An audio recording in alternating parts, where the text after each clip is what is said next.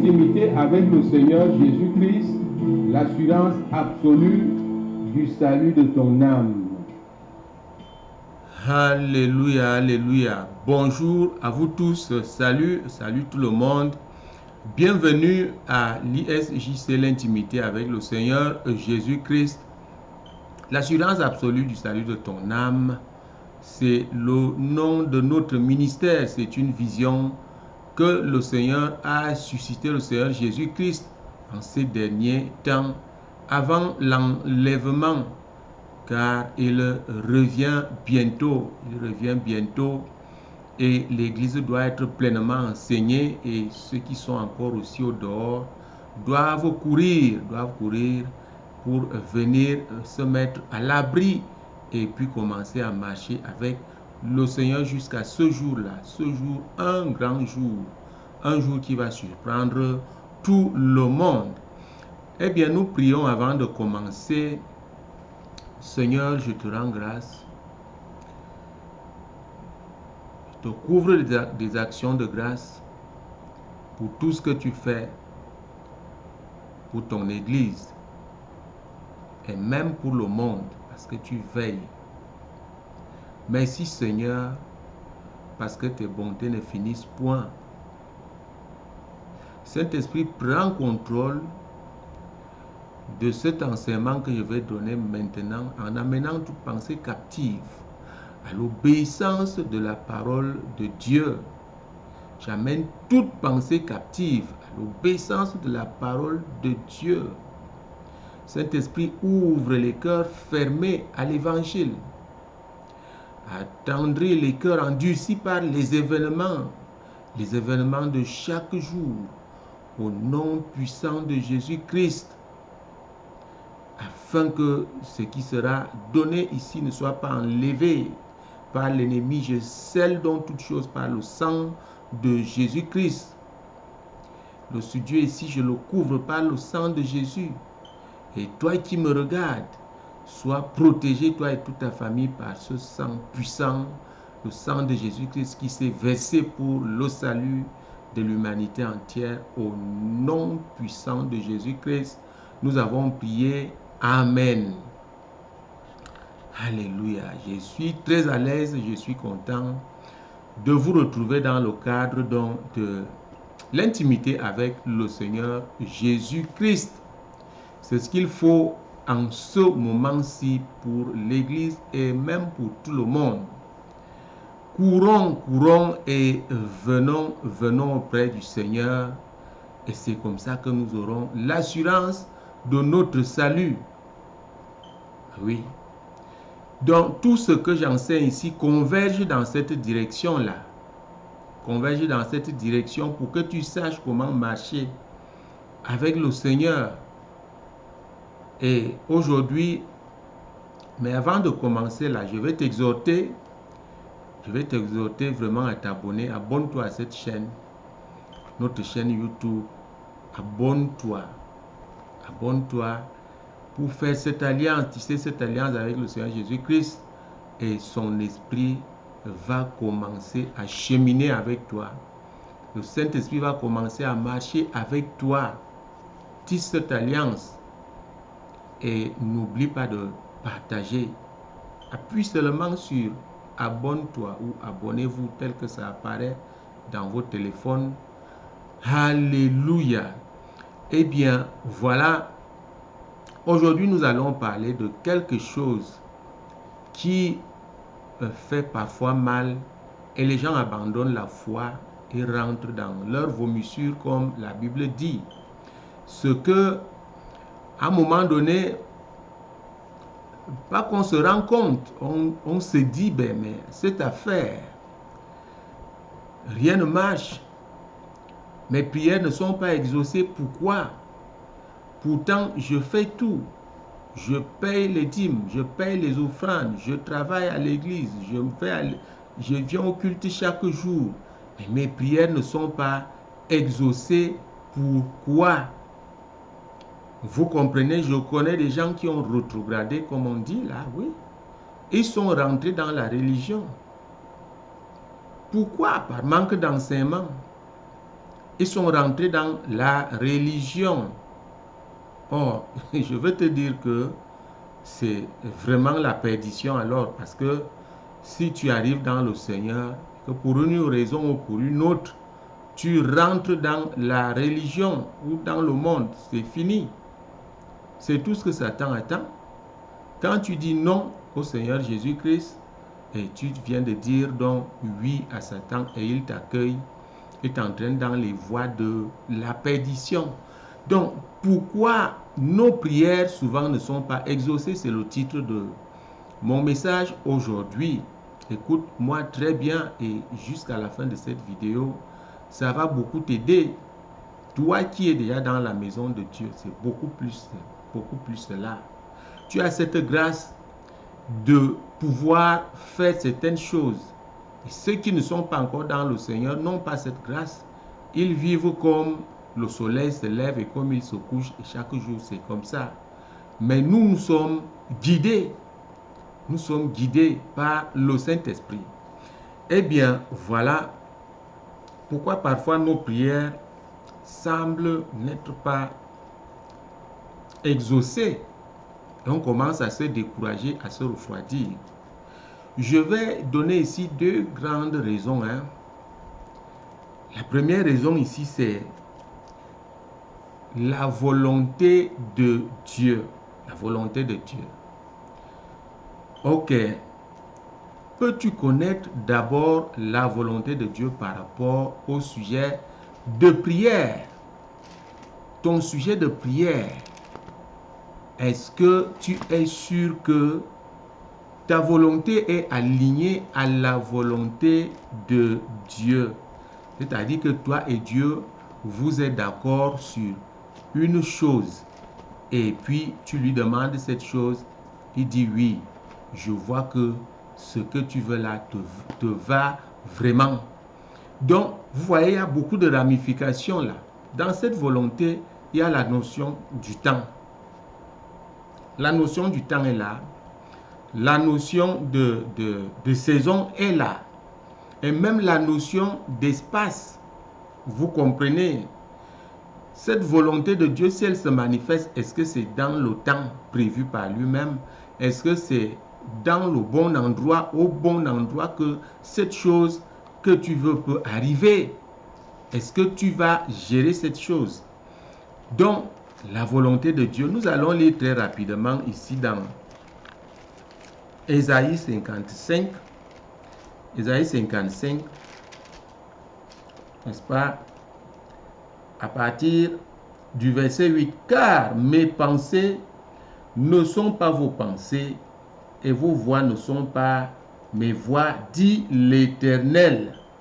Vous voyez, mes pensées ne sont pas vos pensées, mes voix ne sont pas vos voix, dit l'Éternel.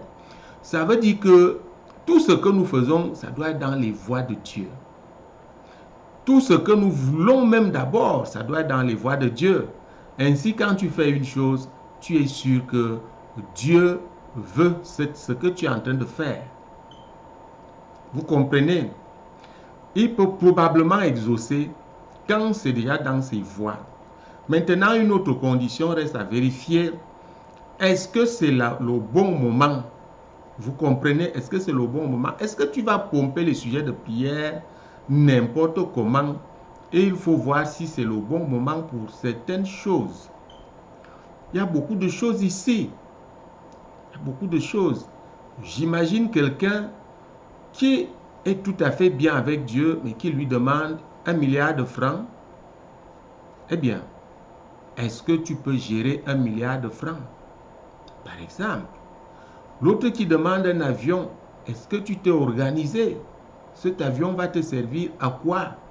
Même quand tu demanderais une femme, c'est-à-dire qu'un mari à Dieu, il faudrait que certaines conditions soient réunies. Est-ce que tu es prêt à assumer, toi, homme? Est-ce que tu es prêt à gérer aussi ton foyer, toi, la femme? Parce que la femme est le ministre de l'Intérieur, n'est-ce pas, du foyer. Vous comprenez maintenant que on a affaire ici vraiment, ce n'est pas que c'est compliqué, hein? ce n'est pas vraiment compliqué, comme David a dit que les commandements de l'Éternel ne sont pas compliqués, ne sont pas difficiles. Il faut tout simplement prendre un peu du recul, un peu de temps. Bon, maintenant, lorsque tout ceci est donc réuni, oui, ça correspond, cette époque, c'est bien, à l'endroit où je me trouve, je veux faire ce que je peux faire, ce que je veux faire. Vous comprenez? Dieu nous demande d'être sages. Oui, la bénédiction que tu veux là, tu te trouves à un endroit donné, est-ce que tu peux l'exécuter, tu peux fructifier cela? Parce que tu te retrouves à cet endroit-là. Vous comprenez? Les conditions de l'âge, de maturité spirituelle et même une simple maturité. Est-ce que tu peux? Donc voilà, il dit, mes voies ne sont pas vos voies. Est-ce que c'est dans les voies de Dieu que tu demandes cette chose-là? Allons maintenant, la deuxième condition ici, c'est ta relation avec Dieu. Quelle est ta relation avec Dieu en ce moment? Est-ce que tu as vérifié que tout va bien? Tout va bien. Vous comprenez très rapidement comment on vérifie. Allons vite dans le psaume 139 et vous allez voir comment on vérifie ces choses juste par une prière et puis notre vie courante, hein, tu sais ce qui se passe, qu'est-ce que tu as fait très récemment et la conscience ne fait que te dire tu as mal fait, répands-toi. Eh bien, David a fait cette prière. Psaume 139 à partir du verset 23. Sonde-moi, ô Dieu, et connais mon cœur, et éprouve-moi et connais mes pensées. Regarde si je suis sur une mauvaise voie et conduis-moi sur la voie de l'éternité. Vous comprenez qu'on peut faire l'état de sa relation avec Dieu à tout moment. Moi, je l'ai fait. Je fais l'état, je fais ça chaque jour, même pour ce ministère. Je lui ai posé des questions, il n'a pas tardé, il a répondu. Fais l'état de ta relation avec Dieu. Notre Dieu est saint. Est-ce que tu es sûr que tout va bien avant de lui demander quoi que ce soit? Pourquoi je dis cela? Mais parce que il est écrit quelque part que Dieu ne répond pas aux prières des pécheurs. Il n'exauce pas. Oui, Dieu s'enveloppe n'est-ce pas, dans le nuage. Il se cache. Il a caché sa face aux enfants d'Israël lorsqu'ils sont tombés dans toute espèce de désobéissance et d'idolâtrie avec les peuples qu'ils devaient entièrement chasser afin qu'il n'y ait pas ce mélange. Alors, ils se sont fait d'autres dieux. Dieu leur a tourné le dos. Dieu tourne le dos aux pécheurs, aux gens qui ne se repentent pas de repentance. Les péchés non repentis sont dans ta vie. Dieu te tourne le dos. La Bible dit que tu parles, il ne va pas, il n'écoute pas. La seule chose, si tu as fait ce qui est vraiment pire, la seule chose, la seule chose c'est que il peut vraiment te dire, répands-toi. Il a déjà dit à certaines personnes, certains hommes de Dieu qui sont allés bouffer la magie quelque part pour avoir beaucoup de monde et faire des prophéties, l'église était remplie et Dieu a commencé à lui dire, regarde, Dieu lui montrait l'enfer, tu iras en enfer, tu iras en enfer. Et quand il a vraiment eu peur, il était trop tard, il courait vers un homme de Dieu dont celui-là appelé saint pour se faire vite délivrer. Il n'a pas pu arriver à cet endroit, on l'a tué. Oui, ceux avec qui il avait fait ses accords diaboliques l'ont tué avant le temps, il est allé en enfer. Vous comprenez que Dieu ne peut pas te parler quand tu as des péchés non repentis. J'entends beaucoup de personnes dire, ils disent des choses, Dieu m'a parlé, Dieu m'a parlé. Si quelqu'un te dit ça, examine d'abord sa vie. Examine sa vie. Ça se dit beaucoup à l'église. Dieu m'a parlé, mais tu vois la personne, tu vois ce que la personne va faire au quartier après le culte. Et dit Dieu m'a parlé. Non. Écoutez, voici ça. David a ainsi dit, allons voir très rapidement dans le psaume, n'est-ce pas, le psaume 66. Et le verset 18, nous allons voir ce que David a dit. Ce que David a dit. Donc, il faut faire attention. Sois sûr que ta relation avec Dieu est au point. Tu maintiens ta sanctification. Ainsi, tout ce que tu demandes au Seigneur, probablement tu l'auras. Si les premières conditions que j'ai données sont réunies. Si j'avais conçu, Psaume 66, verset 18, si j'avais conçu l'iniquité dans mon cœur, le Seigneur ne m'aurait pas exaucé. Vous comprenez? Le Seigneur ne m'aurait pas exaucé si j'avais commis l'iniquité dans mon cœur, si j'avais conçu l'iniquité dans mon cœur. Le Seigneur ne m'aurait pas exaucé. Qu'est-ce qui se passe ici? Quand tu as l'iniquité en toi, des péchés non repentis, tu fais tout, tu donnes les offrandes, tu pries. Dieu est tellement bon. Écoutez, ce n'est pas seulement lui qui refuse. Si c'est vraiment des nécessités, vous comprenez, Satan se met donc au milieu. Tout ce que tu fais de mal, Satan voit. Et n'est-ce pas, il t'accuse devant Dieu. Les Écritures sont là. Il t'accuse devant Dieu. Parce que tu as fait beaucoup de monde, tu as donné des offrandes et même des sacrifices. Dieu dit, je vais exaucer cet enfant, je vais exaucer cette dame, cette femme, cet homme. Il m'aime. Mais il y a quelque chose qui ne va pas. Tu as un péché non repenti et le doigt de Satan est pointé sur toi. Il dit à Dieu, tu bénis cet homme, voici ce qu'il a fait hier. Il ne respecte même pas ta parole, il ne s'est pas repenti et tu le bénis. Vous voyez, Satan retient cette bénédiction-là. Il retient parfois une partie, parfois il retient tout. Et tu commences à juger Dieu, à juger l'homme de Dieu. Or, le problème est en toi-même. Parce que quand tu fais ça, ce doigt-ci te pointe, le doigt-ci là te pointe quand tu fais ça. Nous devons faire attention avec cela. Donc, voilà quelques écritures qui nous montrent que il faut faire très attention quand nous prions. Est-ce que tu dis du n'importe quoi? Réfléchis, examine-toi, regarde ton environnement, regarde le temps. Est-ce que ta voix s'aligne à la voix de Dieu? Dieu dit, vos voix ne sont pas mes voix. Est-ce que ta volonté est alignée à la volonté de Dieu? Ce que tu veux faire, examine que c'est pour la gloire de Dieu. 2, ça profite aux autres. 3, et toi-même aussi. Ça te profite aussi. Et en ce moment-là, Dieu donne toutes choses. Vous comprenez? Nous ne faisons pas d'amalgame, mais il y a des choses que même si Satan fait quoi, Dieu va faire que ça arrive à son enfant. Vous comprenez? Mais il y a un autre niveau de bénédiction que si tu ne fais pas attention, tu vas dépenser même pour rien. Tu vas faire des offrandes pour rien. Tu dois d'abord t'examiner. J'ai déjà donné des écritures là. J'ai donné le psaume 139.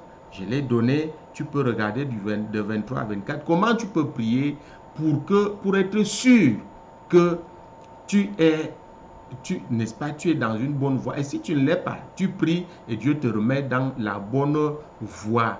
Parce que Dieu est saint, notre Dieu est saint. Vous comprenez?